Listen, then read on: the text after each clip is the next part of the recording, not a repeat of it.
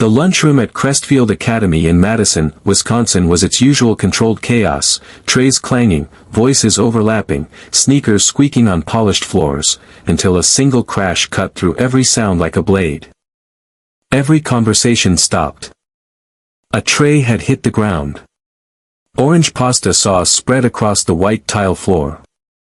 And standing in the center of it all was Maya Reeves, a quiet new girl with natural hair and steady eyes, her gray hoodie splattered, her jaw set.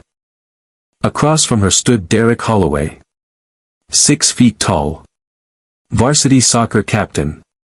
The kind of guy who didn't just run a school, he owned it. His crew was already grinning, waiting for the usual punchline. The moment where the new girl folds. It didn't come. Derek stepped closer. What? You gonna cry about it? Maya didn't move. She didn't flinch, didn't raise her voice. She just looked at him, steady and calm, like she had survived worse than this room and everyone in it. That silence made him angrier than anything she could have said. Say something, he snapped, his voice bouncing off the walls. She didn't. Instead, she crouched down and began quietly picking up the pieces of her tray. Slow. Deliberate. Her hands trembled slightly, but her face gave nothing away. Then Derek shoved her shoulder. Hard. Gasps rippled across the cafeteria. Her backpack hit the floor. She stumbled but held her footing. For half a second, Crestfield Academy held its breath. And then something happened that nobody could explain. Derek's smirk collapsed. His knees buckled. A sound came out of him, not anger, not laughter, something raw and broken. He grabbed his stomach and sank to the floor, shaking. The self-proclaimed king of this school was on the ground, crying, in front of everyone. Students froze. Phones went up. Bro, what happened to you? One of his friends stammered, stepping back. Derek couldn't answer. His breathing was shallow, his face pale. I can't, he started, then another wave hit him. A teacher pushed through the crowd, yelling for space. Maya didn't run. She stood there for a moment, looking at him with an expression somewhere between pity and exhaustion. Then she whispered, almost too soft to catch, you shouldn't have done that. She walked out. Past the staring faces, past the whispers, through the cafeteria doors. Nobody said a word. When the paramedics arrived, Derek was still on the floor. Still shaking. And the only thing he kept repeating, over and over, was, she didn't touch me. She didn't touch me. By the next morning, the clip was in every group chat in the school district. The comments were split straight down the middle. Half the people called her dangerous. The other half called her brave. But the truth? Nobody really knew who Maya Reeves was. Or what had actually happened in that lunchroom. To understand it, you have to go back 2 weeks earlier, to when Maya first walked through the front doors of Crestfield Academy. Maya had moved to Madison from Birmingham, Alabama, after her mother, Carol Reeves, accepted a nursing position at a local hospital. It was supposed to be a fresh start. New city, new school, new chapter. But starting over when you look different, sound different, and carry yourself differently from everyone around you, that's never as simple as it sounds. From her first day, Maya stood out. Not because she was loud or dramatic, but because of something harder to name. A quiet self-possession. A calmness that made some people curious and made others uncomfortable. When she introduced herself in homeroom, a boy in the back snickered at her southern accent. She kept talking. She'd heard worse. At lunch, she sat by herself with a sandwich and a book. Not because she didn't want connection, she did, but because she wasn't about to perform friendliness for people who hadn't earned it. The first person who actually walked up and sat down across from her was a girl named Zoe Park, curly hair, sharp eyes, the kind of person who said exactly what she meant. You're new. I'm Zoe. Maya looked up from her book. Just moved here last week. Cool. Madison's kind of boring, honestly. But most people are decent. She paused. Most. That one word made Maya put her book down. There's this guy, Zoe said, lowering her voice. Derek Holloway. Soccer captain, school board kid. He decides who matters around here. Just, watch yourself. Maya tilted her head. I've dealt with his type before. She had. Back in Birmingham, her last school wasn't exactly welcoming either.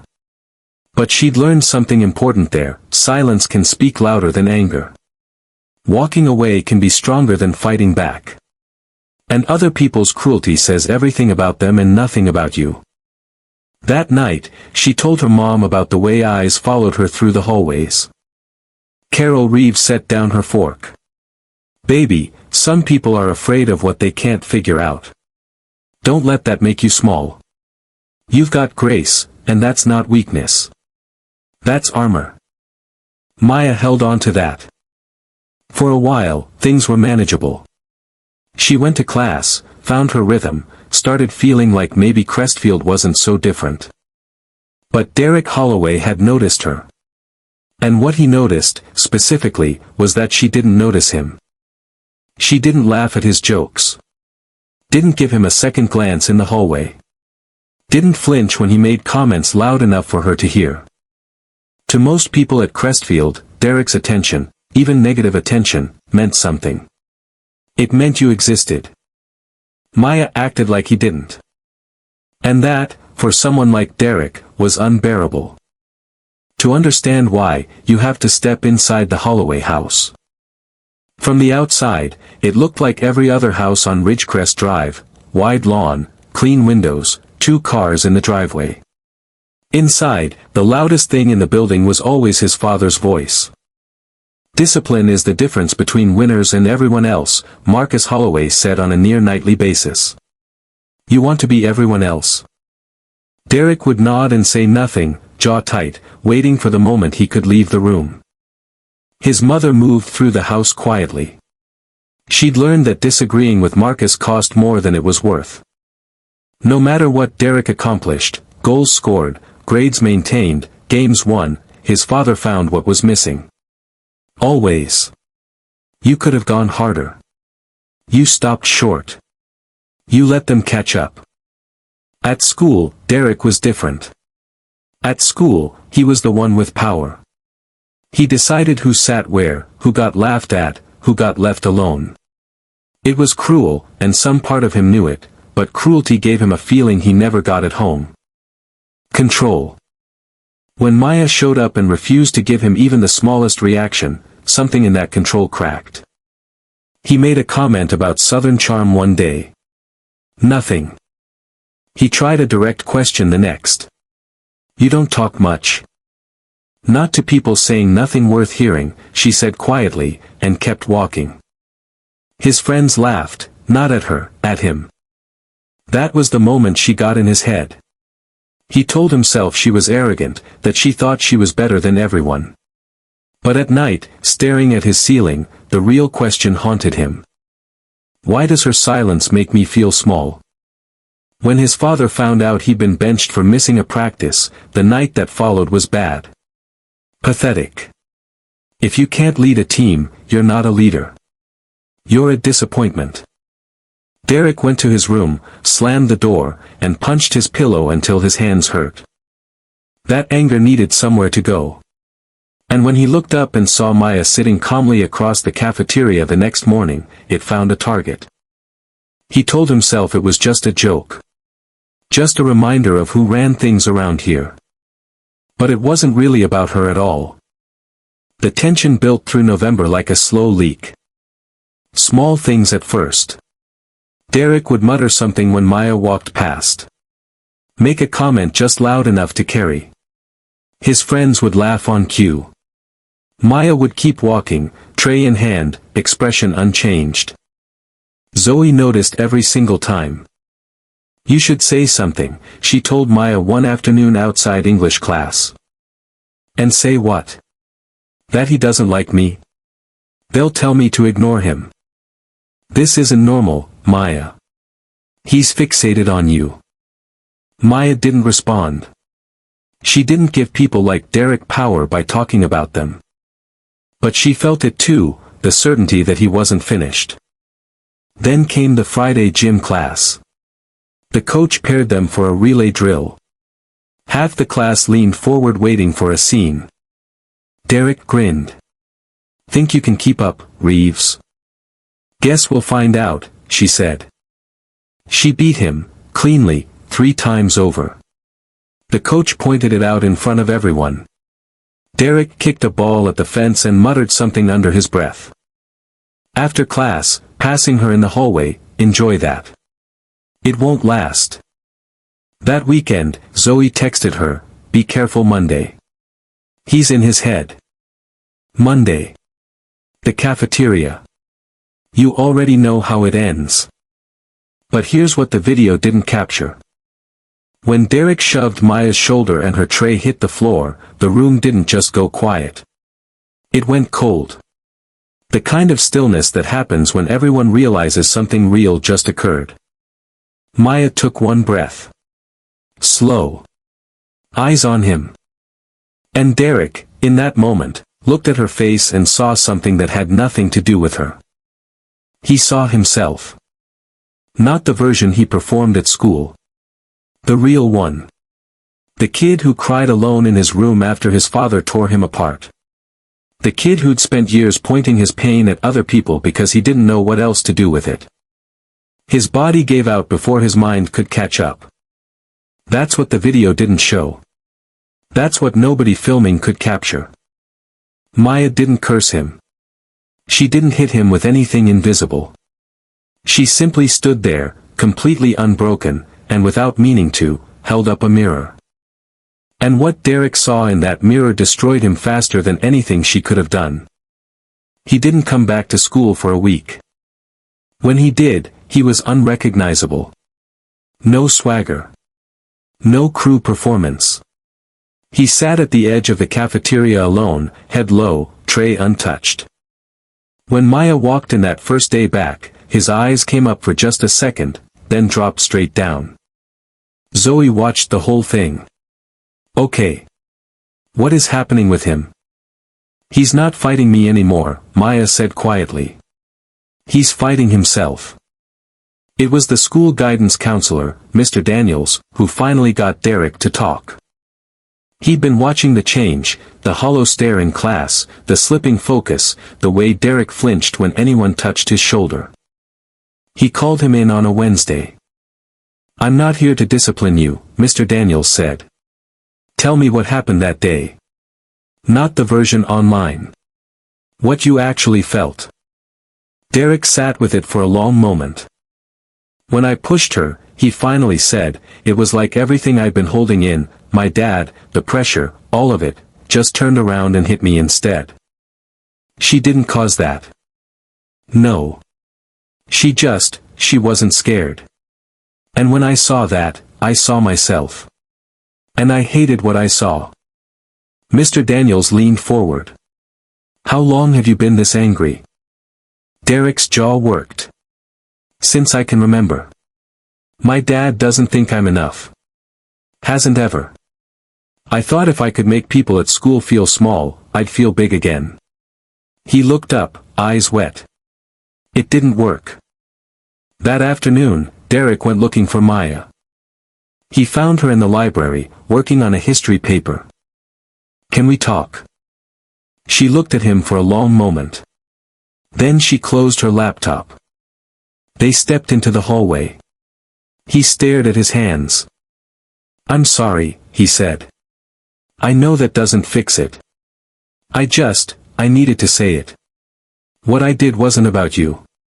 I was angry long before you got here. Maya studied him. You think an apology undoes all of it? No. I don't. She let the silence sit. Then, you don't have to keep being who your father made you. You can choose something different. He nodded, eyes down, a tear slipping loose. "What happened in that cafeteria," she said, "wasn't me doing anything to you. That was you finally running out of room to hide." "I know." She started to walk away, then stopped. "You still have time, Derek. Don't waste it." That night, alone in his room, Derek looked at the wall of trophies, every one of them earned for someone else's pride. For the first time, he didn't feel accomplished. He felt empty. He picked up a notebook and wrote for 2 hours. Everything he'd never said out loud. Everything buried under the performance of being Derek Holloway, the untouchable. He ended with one sentence. "I'm done hurting other people to feel alive." The next morning, he signed up for peer counseling with Mr. Daniels. Maya had joined the same program a week earlier, helping new students find their footing at Crestfield. They saw each other in that room. Not as opponents. As two people who were, in different ways, trying to put themselves back together. 3 weeks later, the school held an assembly on respect. Most students came in ready to sit through an hour of nothing. Then they saw who walked onto the stage. Maya Reeves. And right beside her, Derek Holloway. The whisper went through the gym like electricity. Maya stepped to the microphone. "I didn't ask to be up here. I didn't want any of this. I just wanted a normal school year." The gym settled. What happened in that cafeteria shocked people, but what shocked me was how fast it became a story instead of a conversation. Instead of two real people. She looked out at the rows of faces. Every single one of you is carrying something you don't talk about. Pain, pressure, fear, family stuff. And when we don't deal with it, it spills out. Sometimes onto people who don't deserve it. She stepped back. Derek took the mic. His hands weren't quite steady. "I was that person. I made people small because it made me feel like I was something. I thought power meant making other people afraid of you." He swallowed. "What I learned is that real strength is being able to face your own pain without making someone else carry it. I hurt someone who never did a thing to me. And she gave me more grace than I ever gave her basic respect." He looked at Maya. "I can't take back what I did. But I can change what comes next." The applause started slowly. Then it built, from the back rows forward, until almost the entire gym was on its feet. Afterward, students approached Maya not out of curiosity, but something quieter. Some said thank you. Some just nodded. Zoe wrapped her in a hug. "You really did that." "He did too," Maya said. Later, by the lockers, no cameras, no crowd, Derek found her one more time. "I talked to my dad last night." Maya raised her eyebrows. "How'd that go?" He let out a small breath. "Didn't fix everything. But I told him the truth, without yelling, without storming off. Just said it." "That's how it starts," she said. "You taught me something," he said. "That staying calm isn't the same as being weak. And standing your ground doesn't always mean fighting back." She smiled. "Now you're getting it." The bell rang. Maya walked toward her next class, the same steady grace in her step she'd had since the very first day, except now the eyes that followed her weren't filled with judgment. They were filled with something that looked a lot like respect. Derek watched her go. Then he picked up his bag, stepped out into the afternoon sunlight, and felt, for the first time in longer than he could remember, like he might actually be okay. That night, Maya wrote one line in her journal before she went to sleep. "Sometimes the strongest thing you can do is give grace to someone who never deserved it, not for them, but for yourself." And maybe that's what Black Voices Louder wants you to take away from this story. You never know what someone else is carrying. The bully in the hallway. The loud kid at lunch. The one throwing their weight around to feel something. There's almost always a wound underneath all of that noise. That doesn't excuse what they do. It doesn't mean you have to accept it. But it means you don't have to let their pain become yours. If someone is pushing you down, stay standing. Don't hand them your peace. If you've been the one doing the pushing, own it. Apologize. Change. It's not too late. And if you ever walk into a room and see someone sitting alone, trying to figure out how to belong, be the one who walks over. That's how it starts. Not with punishment. Not with noise. With grace. Because real strength? It's quiet. It's steady. It chooses peace when it could choose pain. And sometimes the most powerful thing you can do is simply walk away with your head held high. If this story moved you, share it. Drop a comment below. And if you're new here, welcome to Black Voices Louder, where every story reminds us that the voices that carry the most weight aren't always the loudest ones in the room. Don't forget to subscribe. We'll see you in the next one.